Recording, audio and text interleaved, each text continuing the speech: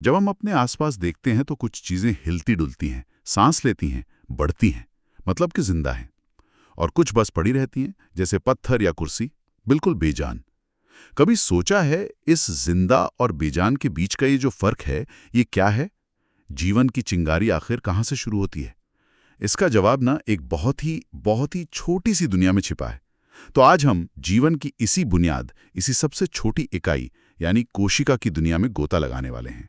हम ये समझने की कोशिश करेंगे कि ये कोशिका होती क्या है, ये किसी जादू की तरह काम कैसे करती है, और क्यों हमारे या किसी भी जीव के होने के लिए ये इतनी ज़रूरी है। हमारी ये जो चर्चा है, ये कई जानकारियों पर आधारित है। अलग अलग लेखों, कुछ शोध और नोट से ये जानकारी ली गई है, जिन्हें खास तौर पर इस विषय की गहराई को समझने के लिए ही एक साथ लाया गया है। तो हमारा इरादा है कोशिका की बनावट, उसके अलग अलग प्रकार और उसके हैरत अंगेज कामों को आसान जुबान में समझना, कुछ दिलचस्प मिसालों और कह सकते हैं कहानियों के साथ। तो चलिए शुरू करते हैं जीवन की इस अद्भुत इकाई की पड़ताल। तो सबसे पहला सवाल यही उठता है, ये कोशिका आखिर है क्या चीज? कोशिका, जिसे अंग्रेजी में सेल कहते हैं, असल में हर जिंदा चीज की, आप कह सकती हैं, सबसे छोटी बुनियादी बनावट वाली और काम करने वाली इकाई है। ये जीवन की सबसे छोटी इकाई है जो अकेले, मतलब स्वतंत्र रूप से जिंदा रह सकती है और जिंदगी के लिए जरूरी सारे काम भी कर सकती है। यहाँ तक कि अपनी जैसी और कोशिकाएं भी पैदा कर सकती हैं, स्वजनन जिसे कहते हैं। अच्छा। इसे समझने का एक आसान तरीका है, सोचिए जैसे कोई बड़ी इमारत लाखों ईंटों से बनती है। हाँ। वैसे ही हर जिंदा जीव, चाहे वो छोटा सा बैक्टीरिया हो या कोई विशाल पेड़ या हम इंसान, वो अनगिनत कोशिकाओं से ही बना है। कोशिका ही वो जीवन की ईंट है, मूलभूत इकाई। जीवन की ईंट। हाँ, इसके बिना जैसा हम जीवन को जानते हैं वो मुमकिन ही नहीं है। स्वतंत्र जीवन संभव ही नहीं है। अच्छा, यानी जीवन की इमारत की ईंट। ये तो बहुत दिलचस्प बात है, लेकिन ये इतनी छोटी है कि दिखती भी नहीं। तो फिर इसके बारे में पता कैसे चला? इसकी कहानी क्या है? खोज कैसे हुई? बिल्कुल, इसकी खोज की कहानी माइक्रोस्कोप के बनने और कह सकते हैं बेहतर होने के साथ जुड़ी हुई है। सबसे पहले 17वीं सदी में 1665 में रॉबर्ट हुक नाम के एक अंग्रेज वैज्ञानिक थे। उन्होंने अपने ही बनाए हुए माइक्रोस्कोप से पेड़ की छाल के एक पतले टुकड़े को देखा, कॉर्क जिसे कहते हैं। कॉर्क? अच्छा। हाँ, उन्हें उसमें ना छोटे छोटे खाली कमरों जैसी संरचनाएं दिखाई दी, बिल्कुल जैसे मधुमक्खी का छत्ता होता है। उन्होंने इन कमरों को सेल्यूला कहा। लैटिन में इसका मतलब होता है छोटा कमरा। सेलुला। हाँ, और यहीं से सेल या कोशिका शब्द आया। तो सबसे पहले हुक ने देखा। हाँ, लेकिन एक बात है, हुक ने जो देखा था वो असल में मृत कोशिका की दीवारें थीं, खाली कमरे थे। अच्छा, मृत कोशिकाएं। हाँ, पहली बार जिंदा कोशिकाओं को देखने का श्रेय जाता है एंटोनी वॉन लिवनहॉक को। वो हॉलैंड के थे। हाँ। उन्होंने हुक के बाद और भी बेहतर माइक्रोस्कोप बनाए और तालाब के पानी में या जैसे दांतों की खुरचिन में उन्होंने बैक्टीरिया, प्रोटोजोआ जैसे एक कोशिका वाले जीवों को चलते फिरते देखा। चलते फिरते? हाँ, ये एक बहुत बड़ी खोज थी उस समय। यानी पहले मरे हुए कमरे दिखे, फिर चलते फिरते जीव। कमाल है। हाँ। और फिर इसके काफी बाद करीब 1831 में एक और वैज्ञानिक आए, रॉबर्ट ब्राउन। उन्होंने कोशिका के अंदर एक और महत्वपूर्ण चीज देखी, एक गाढ़ा सा गोल हिस्सा। उसे उन्होंने केंद्रक या न्यूक्लियस नाम दिया। केंद्रक, न्यूक्लियस। जी। और जैसे जैसे माइक्रोस्कोप और शक्तिशाली होते गए, हाँ। खासकर 20वीं सदी में जब इलेक्ट्रॉन माइक्रोस्कोप आया, इलेक्ट्रॉन माइक्रोस्कोप, तो उसके बाद तो कोशिका के अंदर की बारीक दुनिया और भी ज्यादा साफ दिखने लगी। तो माइक्रोस्कोप ने जैसे एक अनदेखी दुनिया का दरवाजा ही खोल दिया। जब कोशिका दिख गई तो वैज्ञानिकों ने इसके बारे में और क्या समझा। ये कोशिका सिद्धांत या सेल थ्योरी क्या चीज है? हाँ, कोशिका सिद्धांत ये कोई एक दिन में या एक वैज्ञानिक ने नहीं दिया, बल्कि ये कई वैज्ञानिकों के काम का नतीजा है। इसने कोशिका के बारे में हमारी समझ को एक ठोस आधार दिया। इसकी कहानी भी दिलचस्प है। देखिए, 1838 में जर्मनी के एक वनस्पति शास्त्री थे, मैथियस श्लाइडन। श्लाइडन? हाँ, श्लाइडन। वो बहुत सारे पौधों पर काम कर रहे थे और उन्होंने देखा कि भाई अलग अलग तरह के पौधे असल में अलग अलग तरह की कोशिकाओं से ही बने होते हैं। अच्छा, तो श्लाइडन ने पौधों पर ध्यान दिया। बिल्कुल। और ठीक अगले ही साल 1839 में जर्मनी के ही एक और वैज्ञानिक थे, प्राणी शास्त्री थियोडोर श्वान। वो जंतुओं पर अध्ययन कर रहे थे और उन्होंने पाया कि अरे, जंतुओं का शरीर भी कोशिकाओं का ही बना होता है। श्वान ने एक और बात नोट की कि कोशिका के बाहर एक पतली झिल्ली होती है, जिसे आज हम कोशिका झिल्ली या प्लाज्मा मेम्ब्रेन कहते हैं। हाँ, प्लाज्मा मेम्ब्रेन। और उन्होंने ये भी देखा कि पौधों की कोशिकाओं में इस झिल्ली के बाहर एक और मोटी परत होती है, कोशिका भित्ति, सेल वॉल। हाँ, जो जंतु कोशिकाओं में नहीं होती। तो श्लाइडन ने पौधे देखे, श्वान ने जंतु। फिर क्या हुआ? दोनों ने मिलकर कुछ किया? हाँ, श्लाइडन और श्वान ने मिलकर अपनी खोजों के आधार पर एक विचार पेश किया। इसी को कोशिका सिद्धांत की शुरुआत मानते हैं। उन्होंने दो बातें कहीं। पहली, सभी जीव कोशिकाओं या उनके बनाया उत्पादों से बने होते हैं। और दूसरी, कोशिका ही जीवन की संरचना और काम करने की मूल इकाई है।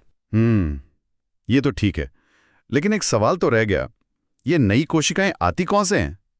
क्या वो अपने आप बन जाती हैं? बिल्कुल, यही सवाल था जिसका जवाब श्लाइडन और श्वान उस वक्त नहीं दे पाए थे। इस गुत्थी को सुलझाया रूडोल्फ विर्चो नाम के एक जर्मन डॉक्टर ने 1855 में। विर्चो? हाँ, विर्चो। उन्होंने साफ तौर पर कहा कि नई कोशिकाएं अपने आप पैदा नहीं होती, वो हमेशा पहले से मौजूद कोशिकाओं के बंटने से ही बनती हैं। उनका एक मशहूर कथन है, ओमनिस सेल्यूला ई सेल्यूला। ओमिनिस सेल्यूला ए सेल्यूला, जिसका मतलब है हर कोशिका एक कोशिका से ही आती है। वाह! तो इन सब खोजों को मिलाकर आज हम कोशिका सिद्धांत के 3 मुख्य बिंदु मानते हैं। पहला, सभी जिंदा जीव एक या एक से ज्यादा कोशिकाओं से बने हैं। दूसरा, कोशिका जीवन की सबसे छोटी संरचनात्मक और कार्यात्मक इकाई है। और तीसरा, सभी नई कोशिकाएं पहले से मौजूद कोशिकाओं के विभाजन से ही बनती हैं। ये तो बहुत स्पष्ट हो गया। अच्छा, इसे याद रखने का कोई मजेदार तरीका? श्लाइडन, श्वान, विर्चो, नाम थोड़े मुश्किल हैं। हाँ, कोशिश कर सकते हैं। सोचिए, श्लाइडन ने प्लांट्स को देखा, P for plants, P for phytology.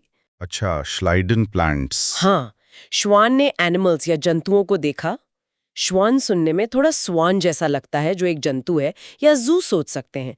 प्राणी शास्त्री थे वो। श्वान एनिमल्स या जू, ठीक है। और विर्चो ने बताया कि कोशिकाएं डिवाइड होकर बनती हैं, विभाजित होती हैं। V for Virchow, V for division. विभाजन। Plants, animals, divide. Schleiden, Schwann, Virchow. ये बढ़िया, ये याद रहेगा। अब ये बताइए, क्या दुनिया की सारी कोशिकाएं एक ही जैसी होती हैं या इनमें भी कोई किस्में हैं? नहीं, सभी एक जैसी बिल्कुल नहीं होती।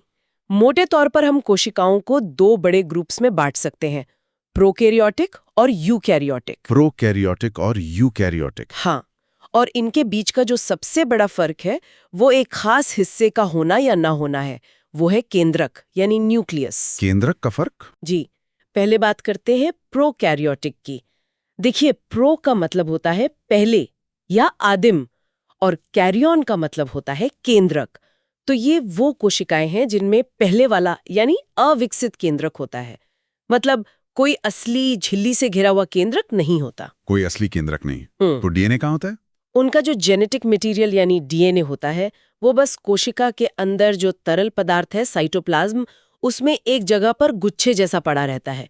उस जगह को न्यूक्लियोइड कहते हैं। न्यूक्लियोइड। हाँ, ये कोशिकाएं काफी सरल होती हैं, साइज में भी छोटी होती हैं, और इनमें केंद्रक के अलावा दूसरे झिल्ली वाले छोटे छोटे अंग, जिन्हें कोशिकांग या ऑर्गेनेल कहते हैं, वो भी नहीं होते, जैसे माइटोकॉन्ड्रिया या गोल्जी बॉडी वगैरह। अच्छा, कौन आते हैं इसमें? बैक्टीरिया और आर्किया, ये प्रोकैरियोटिक होते हैं। बैक्टीरिया, ठीक है।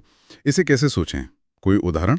इसे आप एक सिंगल रूम वाले स्टूडियो अपार्टमेंट की तरह सोच सकते हैं। Studio apartment? हाँ, जहाँ सब कुछ एक ही बड़े कमरे में है, कोई अलग से कमरा नहीं है कंट्रोल के लिए, कोई अलग किचन नहीं, माइटोकॉन्ड्रिया, एकदम सादा, बेसिक। समझ गया। और दूसरी तरह की कोशिका, यूकैरियोटिक? हाँ, यूकैरियोटिक।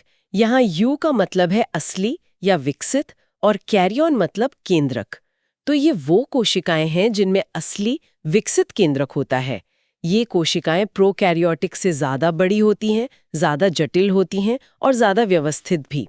इनका सबसे बड़ा पहचान चिन्ह है एक असली झिल्ली से घिरा हुआ केंद्रक, जिसके अंदर डीएनए बड़े करीने से गुणसूत्रों यानी क्रोमोसोम्स के रूप में पैक रहता है। अच्छा, इसमें असली केंद्रक है। बिल्कुल। और यही नहीं, इनमें कई तरह के छोटे छोटे झिल्ली वाले अंग यानी कोशिकांग ऑर्गेनेल्स भी होते हैं। हर कोशिकांग का अपना खास काम होता है। जैसे माइटोकॉन्ड्रिया ऊर्जा बनाने के लिए, पौधों में क्लोरोप्लास्ट खाना बनाने के लिए, एंडोप्लाज्मिक रेटिकुलम प्रोटीन और लिपिड बनाने के लिए, गोल्जी बॉडी पैकेजिंग के लिए, वगैरह वगैरह। अच्छा, काफी सारे हिस्से हैं इसमें। हाँ, पौधे, जंतु, फंगस, कवक, प्रोटिस्ट, ये सब यूकैरियोटिक कोशिकाओं से बने हैं। और इसका उदाहरण स्टूडियो अपार्टमेंट का तो हो गया, इसकी तुलना आप एक बड़े बंगले से कर सकते हैं। बंगले से? हाँ, जिसमें अलग अलग काम के लिए अलग अलग कमरे हैं। एक कंट्रोल रूम है, केंद्रक, एक पावर हाउस है, माइटोकॉन्ड्रिया, पौधों में एक किचन है, क्लोरोप्लास्ट, स्टोरेज रूम है, वैक्यूल, फैक्ट्री एरिया है, ईआर, पोस्ट ऑफिस है, गोल्जी। सब कुछ ज्यादा व्यवस्थित है, स्पेशलाइज्ड है। वाह, स्टूडियो अपार्टमेंट बनाम बंगला, ये फर्क तो एकदम साफ हो गया। हाँ, तो मुख्य फर्क याद रखें।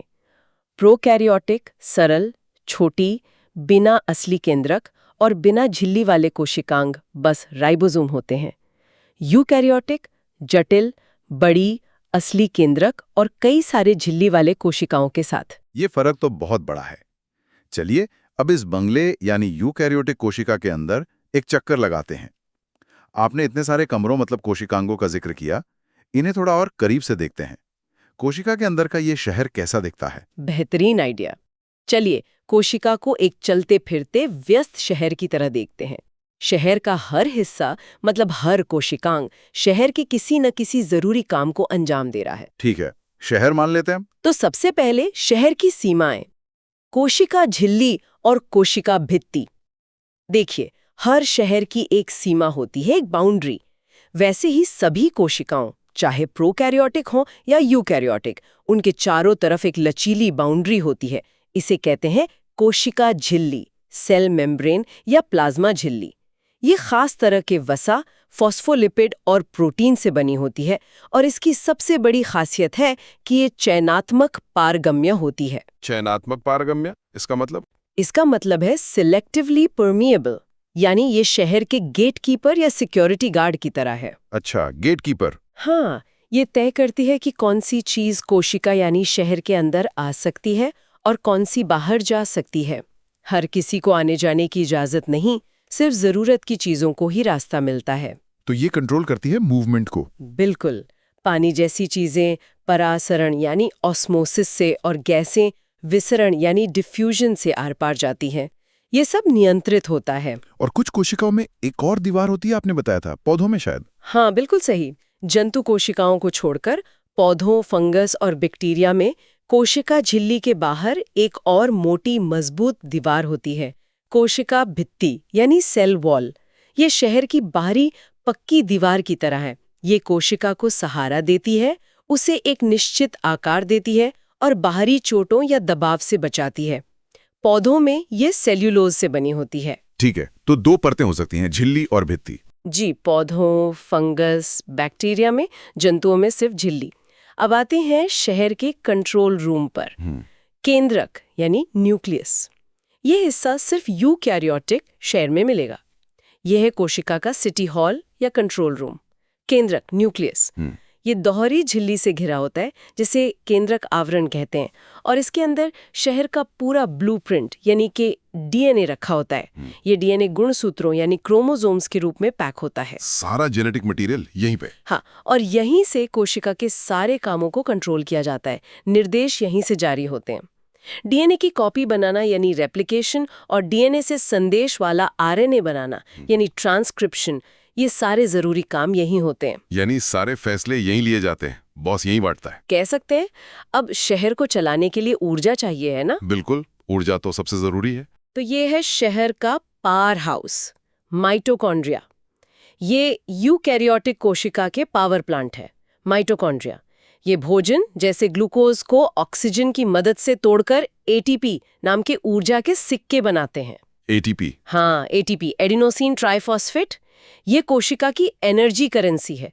कोशिका अपने सारे काम करने के लिए इसी एटीपी का इस्तेमाल करती है। इनमें भी दोहरी झिल्ली होती है और एक मजे की बात यह है कि इनका अपना खुद का डीएनए और राइबोसोम भी होते हैं। अपना डीएनए, माइटोकॉन्ड्रिया का? हाँ, जैसे शहर का अपना एक स्वतंत्र बिजली विभाग हो, जिसका अपना कंट्रोल सिस्टम हो। ये तो वाकई दिलचस्प है। अच्छा, और पौधों में खाना कहाँ बनता है? बिजली घर तो हो गया। शहर की रसोई या सोलर प्लांट? क्लोरोप्लास्ट। पौधों और शैवाल एल्गी की कोशिकाओं में एक और कमाल का कोशिकांग होता है, क्लोरोप्लास्ट। ये समझ लीजिए शहर के सोलर पावर प्लांट हैं या फिर शहर की रसोई। रसोई, हाँ, किचन ऑफ द सेल भी कहते हैं इसे। ये सूरज की रोशनी, पानी और हवा से कार्बन डाइऑक्साइड का इस्तेमाल करके प्रकाश संश्लेषण, फोटोसिंथेसिस की प्रक्रिया से भोजन यानी शुगर बनाते हैं। इनमें क्लोरोफिल नाम का हरे रंग का पिगमेंट होता है जो सूरज की रोशनी को सोखता है। इसी वजह से पौधे हरे दिखते हैं। बिल्कुल।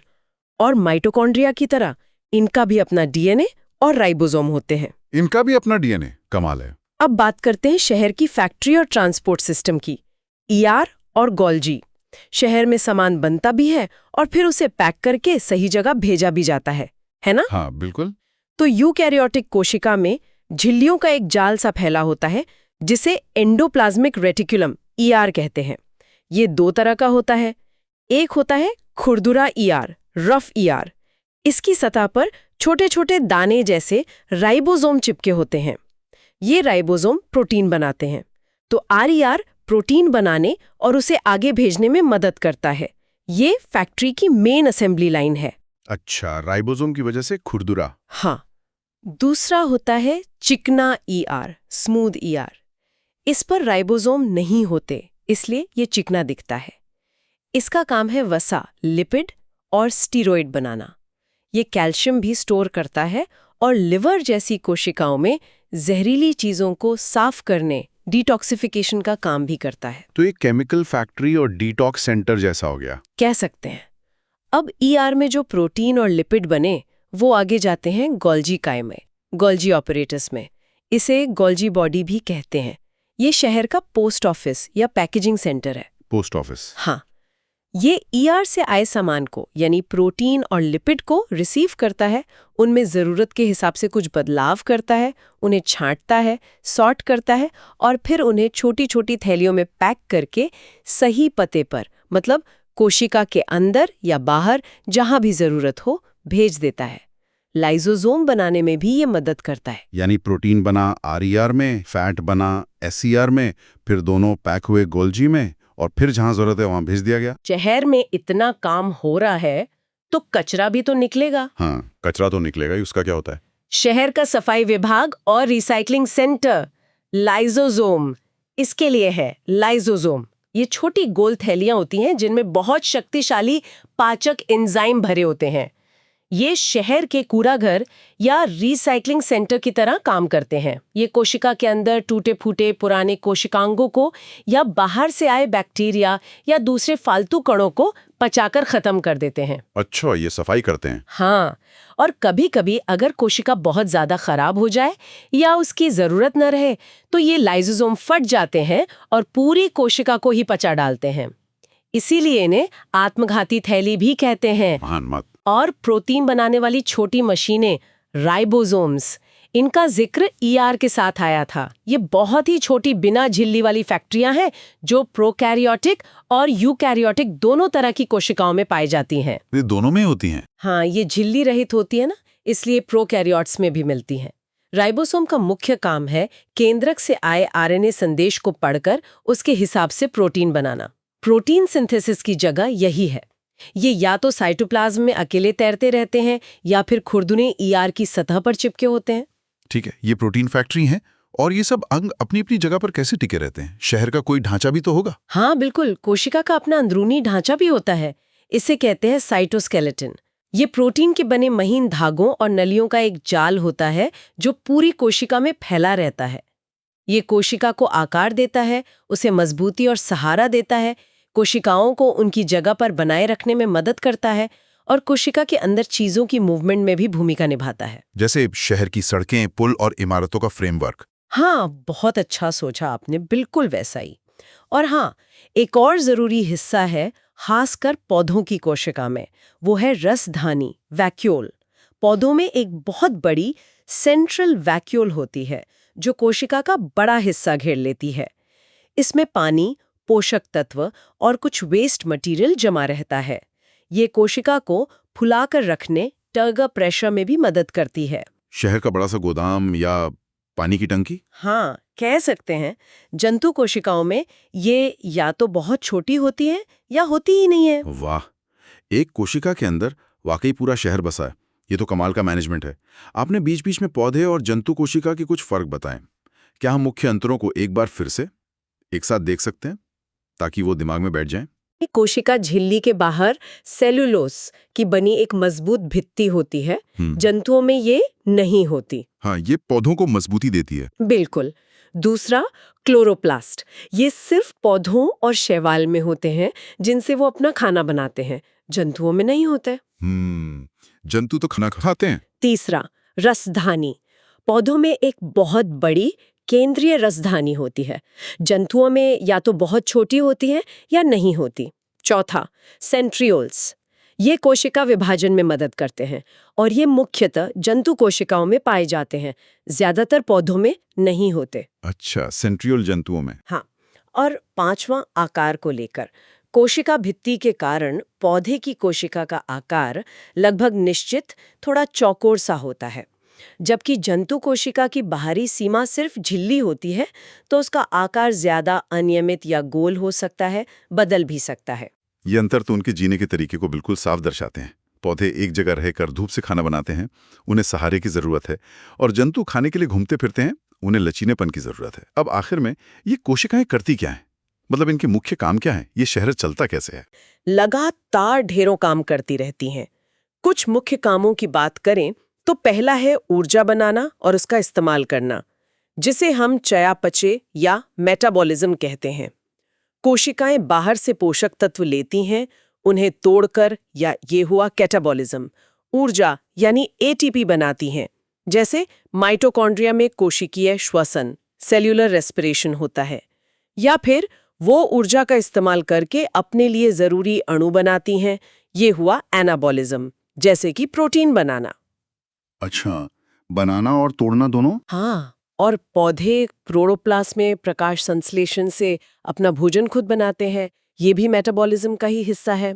दूसरा बड़ा काम है प्रोटीन बनाना, प्रोटीन सिंथेसिस। कोशिका के ज्यादातर काम असल में प्रोटीन ही करते हैं। एंजाइम, हार्मोन, स्ट्रक्चर बनाना, सब कुछ। तो डीएनए में जो जानकारी कोड के रूप में लिखी होती है, उसके अनुसार राइबोसोम पर प्रोटीन बनते हैं। ये प्रक्रिया, जिसमें डीएनए से आरएनए बनता है और फिर आरएनए से प्रोटीन, इसे जीवन का सेंट्रल डॉगमा कहते हैं। ये बहुत ही बुनियादी प्रक्रिया है। Central dogma. तीसरा महत्वपूर्ण काम है बढ़ना और अपनी संख्या बढ़ाना, यानी कोशिका विभाजन, सेल डिवीजन। कोशिकाएं विभाजित होकर नई कोशिकाएं बनाती हैं। इसी से जीवों की वृद्धि होती है, शरीर में लगी चोटें ठीक होती हैं और प्रजनन भी संभव होता है। विभाजन भी अलग अलग तरह का होता है शायद। हाँ, सामान्य शारीरिक वृद्धि और मरम्मत के लिए होता है माइटोसिस या समसूत्री विभाजन। इसमें एक कोशिका से बिल्कुल वैसी ही दो कोशिकाएं बनती हैं, जिनमें गुणसूत्रों की संख्या बराबर रहती है।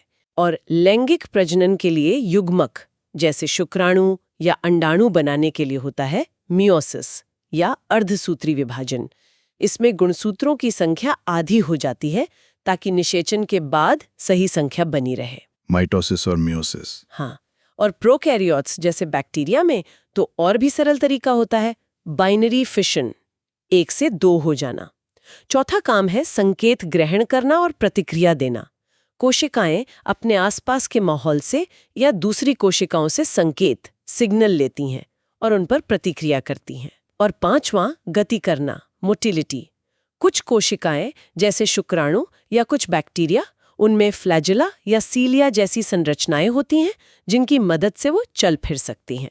तो एक नन्ही सी कोशिका, सोचे, ऊर्जा बना रही है, प्रोटीन बना रही है, खुद की नकलें बना रही है, माहौल को समझ रही है, चल फिर भी रही है।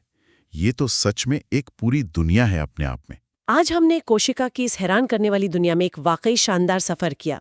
ये समझना कि कैसे जीवन की इतनी बड़ी कहानी, इतने छोटे से किरदार इस कोशिका से शुरू होती है, ये सच में आंखें खोलने वाला था। बिल्कुल, कोशिका आप कह सकती हैं प्रकृति की इंजीनियरिंग का एक बेमिसाल नमूना है। ये अविश्वसनीय रूप से संगठित है, गतिशील है और जीवन के लिए एकदम मौलिक, एकदम बुनियादी। प्रोकैरियोटिक की सादगी से लेकर यूकैरियोटिक की जटिलता तक हर कोशिका अपने आप में जिंदगी का एक जीता जागता सबूत है। ये सिर्फ ढांचा नहीं बनाती, बल्कि जीवन की सारी प्रक्रियाएं, सारी गतिविधियां इसी के अंदर चलती हैं। और ये समझ सिर्फ जीव विज्ञान की किताबों तक ही सीमित नहीं है। हमारा शरीर कैसे काम करता है, बीमारियां क्यों होती हैं, या फिर नई दवाएं कैसे काम करेंगी, इन सब सवालों के जवाब कहीं ना कहीं कोशिका के स्तर पर ही छिपे हैं। सही कहा।